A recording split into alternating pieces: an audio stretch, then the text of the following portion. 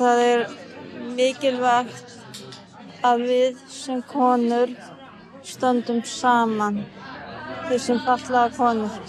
María Hreiðarsdóttir móðir Ottós Bjarka var sannkallaður múrbrjótur. Hún barðist ötuglega í þágu fatlaðra á fjölmörgum sviðum. Hún hlaut meira að segja múrbrjótin sjálfan árið 2013 en það viðurkenning Þroskahjálpar. María segir frá því í endurminningum sínum að Ottó Bjarki sé stærsta gjöfin sem hún hafi í lífinu fengið. Hann ljósið í lífi mínu. Hún var hamingjusöm með að verða ólétt og ekki minnkaði hamingjan þegar Ottó Bjarki fæddist. Meðgangan hafi samt verið erfiðar en hún hefði þurft að vera vegna fordóma sem hún mætti ítrekað. María fekk að heyra að hún myndi ekki ráða við móðurhlutverkið og að faðirinn væri einnig óhæfur. Best væri fyrir alla að barnið færi í fóstur beint af fæðingadeildinni. Sumir sögðu meira segja að barnið yrði örugglega fatlað fyrst að foreldrarnir væru það.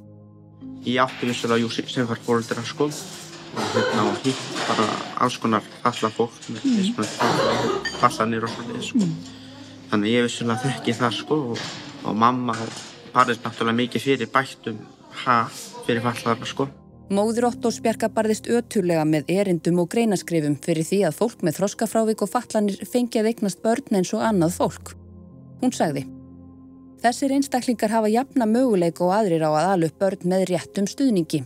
Greindarskorturinn segir ekkert til hvort þeir séu hæfir til foreldrahlutverks, heldur miklu frekar það hvort foreldrarnir séu ástríkir við börn sín eða ekki. Í öllum stéttum til alheilbrigt fólk sem myndi ekki teljast mjög hæft til foreldrahlutverks. Mamma mín var einstæð móðir sem var alltaf til staðar og bara alltaf virðingu og alla ástin mín sko.